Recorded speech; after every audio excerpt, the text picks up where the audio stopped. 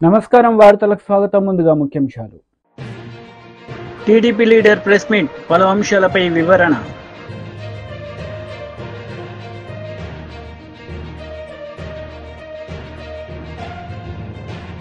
BJP MLA Ramana Reddy press meet, పలు అంశాలపై వివరణ.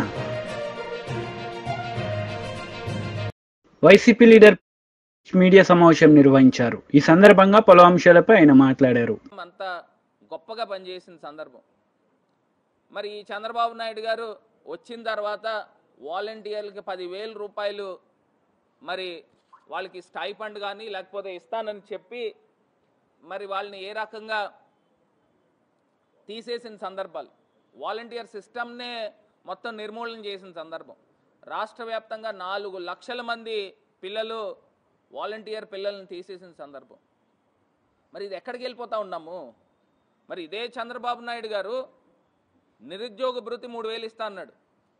మరి వాలంటీర్స్ కూడా పాపం చాలామందికి ఉద్యోగ ఉపాధి లేకపోవడం వలన కదా మరి వాలంటీర్స్ కింద వస్తూ ఉన్నారు. మరి నిజంగా ఆ రకంగా ఆలోచన చేసిన ఈ వాలంటీర్ సిస్టమ్ని కంటిన్యూ చేయాలి కదా. మరి ఈయనే మాటలు ఇచ్చాడు.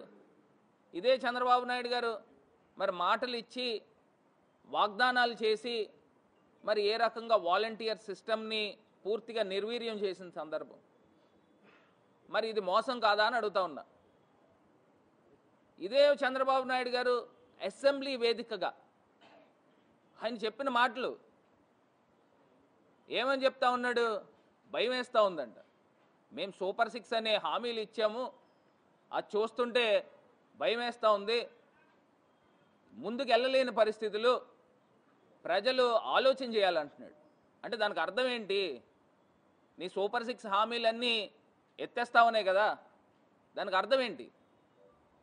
ప్రజలు ఆలోచన చేయాలి. ఇంకా నయం అర్థం చేసుకోండి, ఇంకా నేను ఇవ్వలేనని డైరెక్ట్గా చెప్పేలే. అదే నాదెండ్ల మనోహర్ గారు మంత్రివర్యులు, ఆయన క్వశ్చన్ అవర్లో డైరెక్ట్గా చెప్పాడు 3 సిలిండర్లు ఇవ్వలేము అని. మరి ఇదే మంత్రి లోకేష్ గారు ఆయన ఏం చెప్తా ఉన్నాడు? అందరినీ కూర్చోబెట్టి మాట్లాడి ఎంతమంది పిల్లలు ఉన్నారో ఐడెంటిఫై చేసుకుని, అసలు ఏంది ఐడెంటిఫై చేసేది?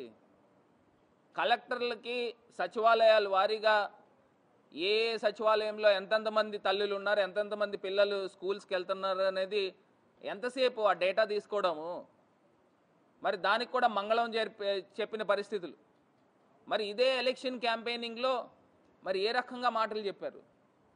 15,000 15,000 15,000 18,000 18,000 18,000 అని ఈ రకమైన మాటలు మాట్లాడి, ఇంకొక ఎవరో పాపం చిన్న పాప ఎవరో వస్తే మంచి హుషారుగా ఉంది, ఈ అమ్మాయికి కూడా 15,000. అసలు ఏం జరుగుతుంది? అసలు మీకన్నా అసలు డ్రామాలు ఆడేవాళ్ళు నయం. అంత గొప్పగా ప్రజల్ని వంచి డ్రామాలు ఆడారు. మేము అప్పటికి బేసిక్గా చెప్తానే ఉన్నాం. మరి ప్రజలు ఏ రకంగా ఆలోచన చేసి చంద్రబాబు నాయుడు గారు మాయలో పడ్డారో అర్థం కావటంలే. మరి రైతు భరోసాకి మంగళం పలికారా? అమ్మఒడి మొత్తం అందరి పిల్లలకి ఇచ్చేస్తూ ఉన్నారు, మరి దానికి స్వస్తి చెప్పారు. మరి అదే రకంగా 1,500 రూపాయలు 18 సంవత్సరాలు దాటిన ప్రతి మహిళకి డబ్బులు ఇస్తూ ఉన్నారు. నెల 1,500. ఎక్కడికి వెళ్ళిపోయినాయి ఆ డబ్బు? ఎప్పుడు ఇస్తారు? దానికంటే ఒక నిర్దిష్టంగా చెప్పాలి కదా.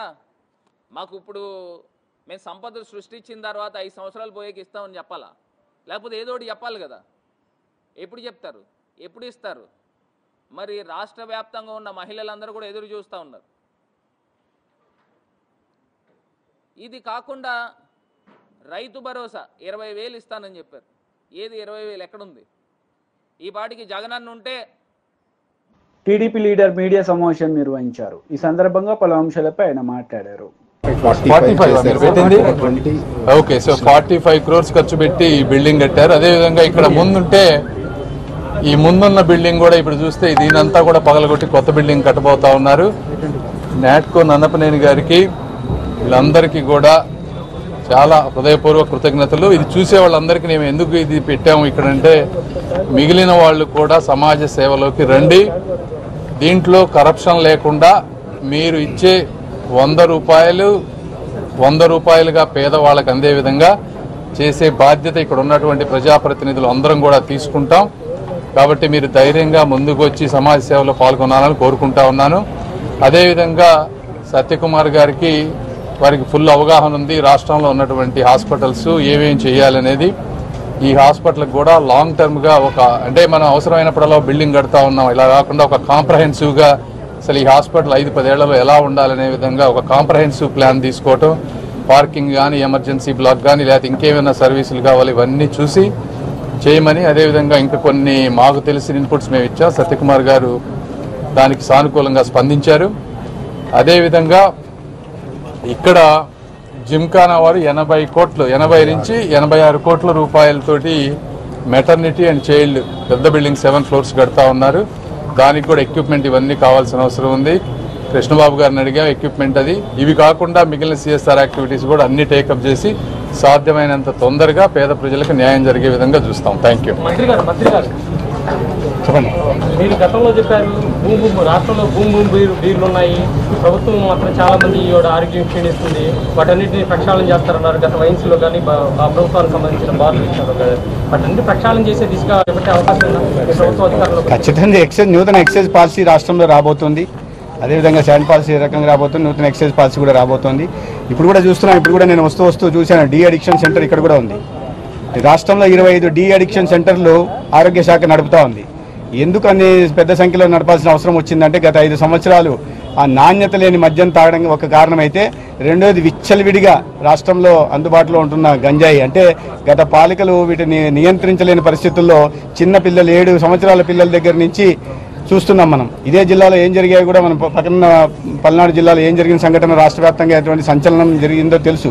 దానికి కారణం ఏంటో కూడా మనకు తెలుసు. అయితే అన్నిటి మీద నియంత్రించే ప్రయత్నం చేస్తున్నాం. దానికోసమే గౌరవ ముఖ్యమంత్రి వారు కేబినెట్ సబ్ కమిటీని కూడా వేయడం జరిగింది నార్కోటిక్స్ కంట్రోల్ కోసం. ఆ దిశగా కూడా ప్రయత్నాలు జరుగుతున్నాయి. వెంటనే ఒక IG స్థాయి అధికారిని కూడా నియమించడం జరిగింది.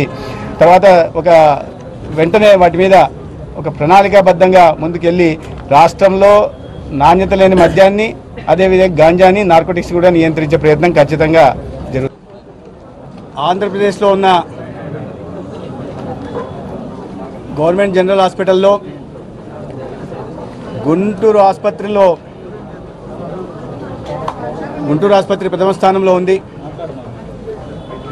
ఇక్కడ శాంక్షన్డ్ బెడ్లు 1270 ఉంటే ప్రతిరోజు ఇన్పేషెంట్లు 15 నుంచి 1600 దాకా వస్తున్నారు. ఫంక్షనల్ బెడ్లు కూడా దానికి అనుగుణంగా ఉన్నాయి. అయితే ఇక్కడ ప్రత్యేకంగా చెప్పుకోవాల్సిన విషయం ఏంటంటే, నాట్కో ఫార్మా కంపెనీ వారు ఈ ఆసుపత్రిలో హెల్త్ కేర్ కోసం భవనాన్ని నిర్మించి ఇవ్వడం జరిగింది. ఈ సందర్భంగా వారికి ధన్యవాదాలు తెలియజేస్తూనే, అనేక మంది ఇటువంటి ఉదాత్తమైన ఆలోచనతో ముందుకు రావాల్సి ఉంది. ప్రభుత్వ రంగంలో ఉన్న వైద్యశాలలకి ఆర్థికంగా సహాయ సహకారాలు అందించాల్సి ఉంది. ప్రభుత్వం ఒకవైపు తాను చేస్తున్నవన్నీ చేస్తున్నప్పటికి కూడా ఫిలాంథ్రపిస్టులుగా ఉంటున్న వారు CSR కింద కానీ ఇతరత్ర సహాయ సహకారాలు అందించాల్సిన అవసరం ఉంది.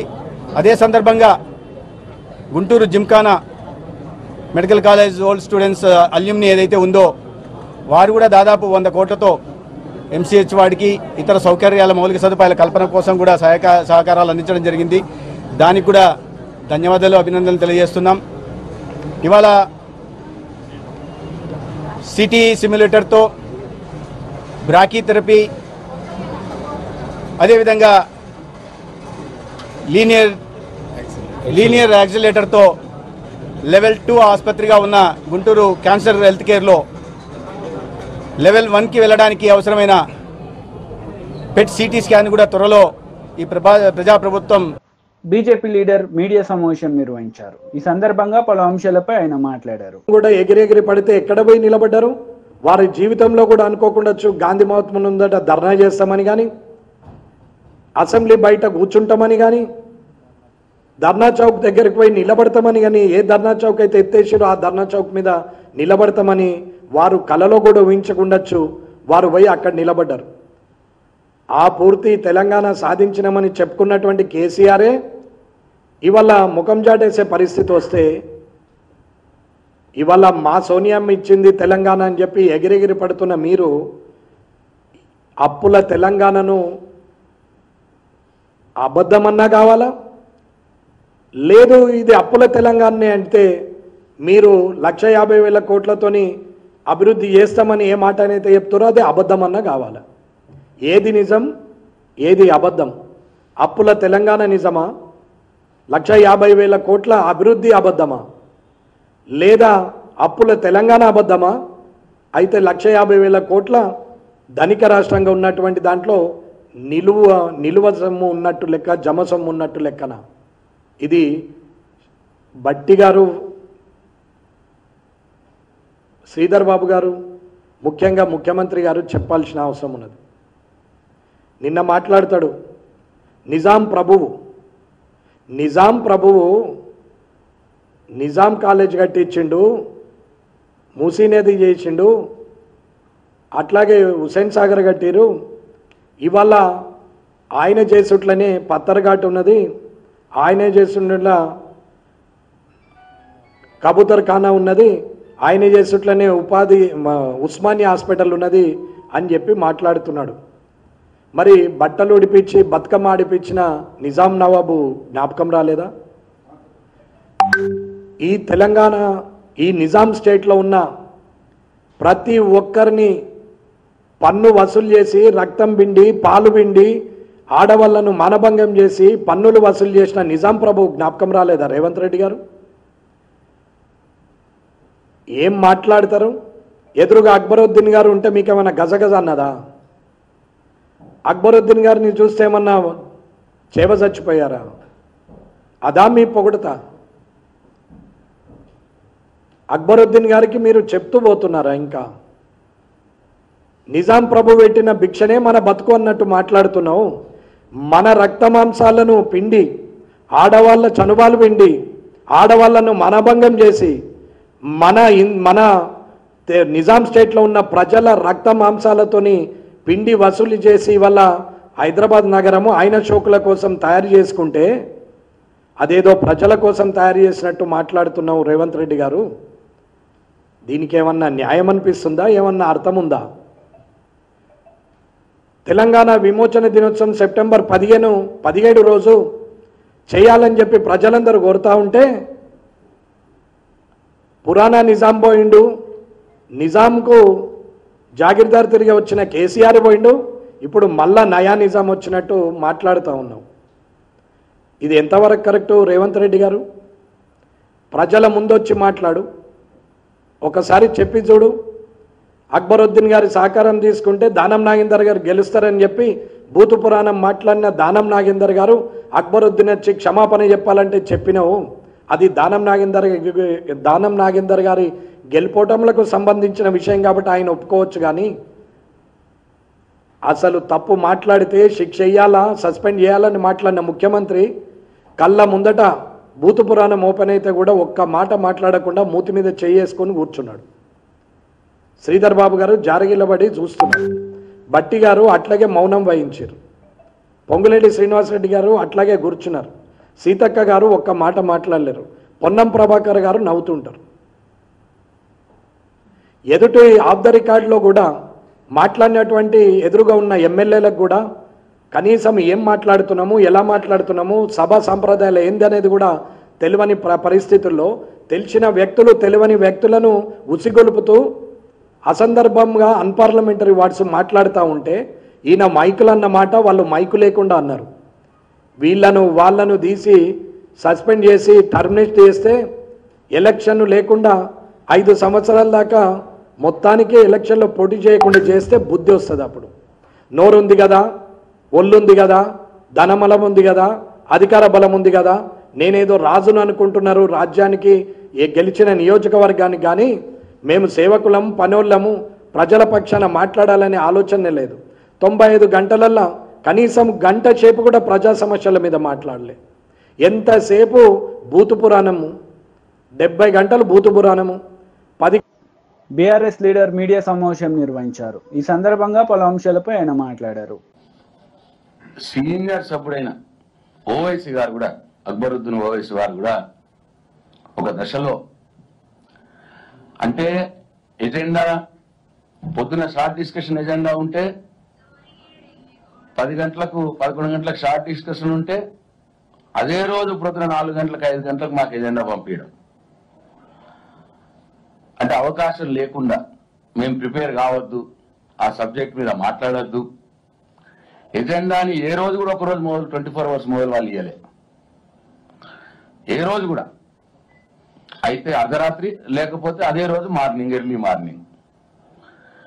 ఇట్లా ఈ ఎజెండా పంపడం విషయంలో కావచ్చు, సభ్యుల తిట్లదండకం కావచ్చు, ముఖ్యమంత్రి గారి హావభావాలు కావచ్చు, ఆయన తిట్లదండకం కావచ్చు, దరిమిలా మొత్తం వ్యవహారం అంతా చూసి, అసెంబ్లీ వ్యవహారం అంతా చూసి, మరి ఇవాళ ఆయన ఎంఐఎం కాంగ్రెస్ పార్టీ మిత్రపక్షం అని చెప్పుకుంటున్నాడు. ఆయన ఏమన్నా అన్నాడు, ఆయన మిత్రపక్ష సభ్యుడైనటువంటి ఎంఐఎం సభ్యుడు, సీనియర్ సభ్యుడు అక్బరుద్దీన్ ఓవైసీ గారు కూడా పాపమైన బాధతో, అంటే ఈ వ్యవహారాన్ని అంతా చూసి 25 సంవత్సరాలుగా నేను సభలో ఉన్నాను, ఇంత అధ్వాన్నంగా సభ నిర్వహించడం నేను ఎప్పుడు చూడలేదు అని ఆయన ఆన్ రికార్డ్ మాట్లాడినాడు అక్బరుద్దీన్ ఓవైసీ గారు. అంటే ఇవాళ అసెంబ్లీ నడిచిన తీరుకు ఆయన వ్యాఖ్యలు, ఆయన అసెంబ్లీలో ఆయన చేసిన వ్యాఖ్యలే దీనికి అడ్డం పడతాయి, నిదర్శనం అని చెప్పి నేను భావిస్తా ఉన్నాం. రేవంత్ రెడ్డి గారు జనరల్ గా ముఖ్యమంత్రి గారు అంటే ఏంటి, సభకు సభానాయకుడిగా పరిగణించాలి. ఆయన సభానాయకుడు కాకుండా ఒక అటవిక రాజ్యానికి రాజు ఎట్లయితే అటవికంగా ప్రవర్తిస్తాడో అట్లా ప్రవర్తించినాడు. ఎప్పుడైతే స్పీకర్ గారి దయతో ప్రతిపక్షంకు ఎప్పుడైనా డిస్కస్ చేయడానికి అవకాశం దొరికినప్పుడు, మైక్ దొరికినప్పుడు మా సభ్యులు కేటీఆర్ గారు కావచ్చు, హరీష్ రావు గారు కావచ్చు, పల్లా రాజేశ్వర రెడ్డి గారు కావచ్చు, జయకిషన్ రెడ్డి గారు కావచ్చు, సబితా ఇంద్రారెడ్డి గారు కావచ్చు, వివేక్ గారు కావచ్చు, అట్లనే అనిల్ జాదవ్ గారు కావచ్చు, ఇట్లా ఎప్పుడైతే వాళ్ళు మంచిగా మాట్లాడుతున్నారో, సబ్జెక్ట్ మీద మంచిగా మాట్లాడి ప్రతిపక్షాలు పైచేయి అవుతున్నదో, ఆ సందర్భంలో ముఖ్యమంత్రి రేవంత్ రెడ్డి గారు ఒక అటవిక రాజుగా రూపాంతరం చెంది సభలోకి వచ్చేసి ఇష్టమైన తప్పుడు పత్రాలు తీసుకొచ్చేసి అవి చదివి మమ్మల్ని తిట్టి సభని తప్పుదారి పట్టించే కార్యక్రమం చేసినాడు. మా ఏ చర్చ కూడా ముగించలే మేము. అన్ని చర్చల్ని కూడా మధ్యలోనే సీఎం గారు రావాలి, ఏదో తప్పుడు పత్రాలు చూపెట్టాలి, చదవాలి, ఏదేదో పొలిటికల్ గా మాట్లాడాలి, సభను పక్కుదోవ పట్టించాలి, మా చర్చను మొత్తం ముగింపజేయాలి. ఆ రకంగా వ్యవహారం చేసినాడు. టోటల్ గా ఈ సభ మొత్తం జరిగింది గత ప్రభుత్వం మీద ఏడుపు, కేసీఆర్ గారిని తిట్టుడు, మేము ఎవరైనా ప్రజా సమస్యలు లేవైతే మమ్మల్ని బెదిరించుడు, మొత్తం ఆ కౌరవ సామ్రాజ్యం తిరిగా ఆ కౌరవులందరినీ మా మీద ఉసిగొల్పి మమ్మల్ని తిప్పించుడు, ఇది తప్ప వాళ్ళు చేసిందేమి లేదు. మొత్తం ఎంత విచిత్రం అంటే అసలు కేసీఆర్ తెలంగాణకి ఏం చేయలేదు అంటాడు ఆయన. ఫైనల్ గా కన్నుండి చూడలేని కబోది ముఖ్యమంత్రి రేవంత్ రెడ్డి గారు. ఏమీ చేయలేదన్న మాట అంటే కేసీఆర్ ఆనవాళ్లు చెరిపేసే ఒక కుట్రలో భాగం. వైసీపీ లీడర్ మీడియా సమావేశం నిర్వహించారు. ఈ సందర్భంగా పలు అంశాలపై ఆయన మాట్లాడారు. మా పెన్షనర్స్ అంతా అడుగుతూ ఉన్నారు, ఏంటంటే మనకి ఈ అయ్యారు ఇస్తానన్నాడు కదా ఆయన వచ్చిన వెంటనే, మరి ఆ ప్రభుత్వం అప్పుడు ఇచ్చింది కదా ఇప్పుడు ఇవ్వట్లేదు అని చెప్పేసి కూడా అడుగుతూ ఉన్నారు. దాన్ని తక్షణమే మరి ఆ యొక్క మధ్యంతర భృతిని ఉద్యోగస్తులకి పెన్షనర్స్కి మరి ఇవ్వాలి అని చెప్పేసి కూడా నేను ఈ సందర్భంగా మరి ముఖ్యమంత్రి గారిని కూడా కోరుతున్నా. మరి అదేవిధంగా మరి ఈ యొక్క ఐఆర్తో పాటు రాష్ట్రంలో పనిచేస్తున్నటువంటి ఉద్యోగస్తులైతేనేంటి, పెన్షనర్స్కి రావాల్సినటువంటి బకాయిలు చాలా ఉన్నాయి. మరి అవి మేము ప్రభుత్వం వచ్చిన తర్వాతనే అవన్నీ కూడా మీకు ఇమీడియట్గా మేము ఇస్తాము అని చెప్పేసి కూడా చెప్పడం జరిగింది. దాంట్లో మెయిన్గా ఉద్యోగస్తులకు రావాల్సినటువంటి జీపీఎఫ్ అయితేనేంటి, ఏపీజీఎల్ అయితేనేంటి, ఎన్కాష్మెంట్ ఆఫ్ అర్న్డ్ లీవ్ అయితేనేంటి, పిఆర్సీ లాస్ట్ పిఆర్సీ అరియర్స్ అయితేనేంటి, మెడికల్ రియంబర్స్మెంట్ అయితేనేంటి, ఇవన్నీ కూడా ఉద్యోగస్తులకు రావాలి. రిటైర్ అయినటువంటి పెన్షనర్స్ కూడా మరి పెన్షనరీ బెనిఫిట్స్ కూడా మరి వాళ్ళకి రావాల్సినటువంటి అవసరం ఉంది. ఇవన్నీ కూడా మా ప్రభుత్వం వస్తే ఇస్తాము, ఇమీడియట్గా ఇస్తామని చెప్పారు. అవి కూడా ఇంతవరకు ఉద్యోగస్తులు ఎదురు చూస్తూ ఉన్నారు. అవి కూడా ఇమీడియట్గా ఇవ్వాలి అని చెప్పేసి కూడా నేను ఈ సందర్భంగా కోరుతూ ఉన్నాను. ఇవన్నీ కూడా మేనిఫెస్టోలో చెప్పారు. మేనిఫెస్టోలో చెప్పారు కాబట్టి ఉద్యోగస్తులు అయితేనేంటి, పెన్షనర్స్ కూడా ఎదురు చూపులు చూస్తూ ఉన్నారు అని చెప్పేసి కూడా నేను ఈ సందర్భంగా తెలియజేస్తా ఉన్నా. అదేవిధంగా మరి ఈ వాలంటీర్ వ్యవస్థ, మేము వస్తే వాలంటీర్స్కి 5,000 నుంచి 10,000కు చేస్తాం అని చెప్పి ప్రకటించడం, మరి ఈనాడు ఆ యొక్క వాలంటరీ వ్యవస్థ అనేది ఒక అగమ్య గోచరంగా ఉన్నది అని చెప్పేసి కూడా నేను ఈ సందర్భంగా తెలియజేస్తా ఉన్నా. మరి దాదాపుగా వాళ్ళు 2,50,000 మంది దాకా ఉన్నటువంటి వాళ్ళు మరి రోడ్డున పడేటువంటి పరిస్థితి ఏర్పడుతూ ఉంది. వాళ్ళకు జీతాలు పెంచకపోగా ఉన్నటువంటి 5,000 కూడా ఇంతవరకు ఈ జూలై మాసం కానీ, అంటే జూన్ మాసానికి ఇచ్చేటువంటి ఆ శాలరీ ఏదైతే ఉందో జూలై 1వ తారీఖున కానీ ఆగస్టు 1వ తారీఖున కానీ 2 నెలలు కూడా వాళ్ళకి పే చేయలేదు. అంటే ఆ వ్యవస్థ ఉన్నదా లేదా అనేది కూడా ఒక అపనమ్మకంగా ఉంది, అసలు కన్ఫ్యూజన్గా ఉంది. కొంతమంది ఏమో కొనసాగుతుందని చెప్తారు, కొంతమంది ఏమో లేదని చెప్తారు. ఎక్స్టెన్షన్ కూడా వాళ్ళకి 1 year ఎక్స్టెన్షన్ ఇస్తారు జనరలీ. ఆ ఎక్స్టెన్షన్ కూడా జూలై మాసాంతానికి అయిపోయింది. అంటే జూలై 1వ తారీఖు, ఆగస్టు 1వ తారీఖు నుంచి దాన్ని రెన్యువల్ చేయాల్సినటువంటి అవసరం కూడా మరి ఆ ప్రభుత్వం మీద ఉన్నది అని చెప్పేసి కూడా నేను ఈ సందర్భంగా తెలియజేస్తూ ఉన్నాను. అదేవిధంగా మరి ఈ మేనిఫెస్టోలో చెప్పినటువంటి విధంగా దాదాపు రాష్ట్రంలో ఉన్నటువంటి 3,80,000 మంది పెన్షనర్స్ ఉన్నారు. వాళ్ళందరికీ ఒక పెన్షనర్స్ కోసం ఒక కార్పొరేషన్ను మేము వచ్చిన తర్వాత ఏర్పాటు చేస్తామని చెప్పేసి మేనిఫెస్టోలో చెప్పారు. మరి దానికి కూడా మరి శ్రీకారం చుట్టి రిటైర్ అయినటువంటి ఉద్యోగస్తులకి వాళ్ళకున్నటువంటి ఇబ్బందులు ఏవైనా కూడా త్వరితగతిన సాల్వ్ చేసుకునేదానికి అవసరం ఉండేటువంటి ఆ యొక్క కార్పొరేషన్ కూడా మీరు చెప్పినటువంటి విధంగా దాన్ని మరి నెలకొల్పాలి అని చెప్పేసి కూడా నేను ఈ సందర్భంగా కోరుకుంటూ ఉన్నాను.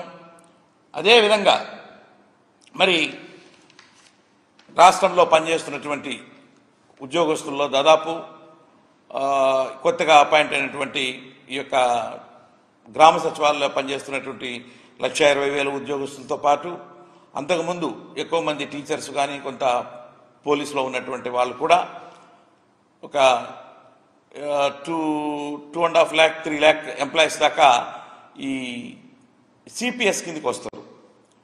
వాళ్ళంతా కూడా ఇంతకు ముందు ఉన్నటువంటి ప్రభుత్వంలో కూడా దీని మీద డిస్కషన్స్ జరిగాయి. మరి సిపిఎస్ని రద్దు చేయమని చెప్పి ఆ ఉద్యోగ వర్గాలన్నీ కూడా అడుగుతూ ఉన్నాయి, ఉద్యోగ సంఘాలు కూడా అడిగాయి. అయితే ఆనాడు ఉన్నటువంటి ప్రభుత్వం సిపిఎస్ను రద్దు చేయలేము, ఒక జిపిఎస్ విధానాన్ని తీసుకొస్తాము అని చెప్పి ఉద్యోగ సంఘ నాయకులతో దప్పదప్పాలుగా జరిగినటువంటి జాయింట్ స్టాఫ్ కౌన్సిల్ మీటింగ్స్లో కూడా తెలియజేసి మరి రిటైర్ అయ్యే నాటికి వచ్చేటువంటి ఆ యొక్క శాలరీలో ఒక సగభాగం ఇస్తూ దాని మీద డిఆర్ కూడా డిఎన్ఎస్ అలవెన్స్ కూడా ఆ యొక్క రిటైర్ అయినటువంటి సిపిఎస్ ఉద్యోగస్తులకి వచ్చేదానికి అవకాశం ఉంటుంది. కాబట్టి వార్తలు ముగించే ముందు ముఖ్యాంశాలు మరోసారి. టీడీపీ లీడర్ ప్రెస్ మీట్, పలు అంశాలపై వివరణ.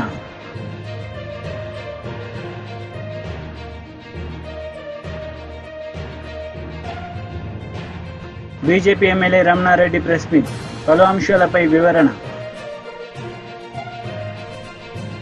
ఈ వార్తలు ఇంతటితో సమాప్తం. తిరిగి ప్రసారమయ్యే వార్తల్లో మళ్ళీ కలుద్దాం. అంతవరకు సెలవు. నమస్తే.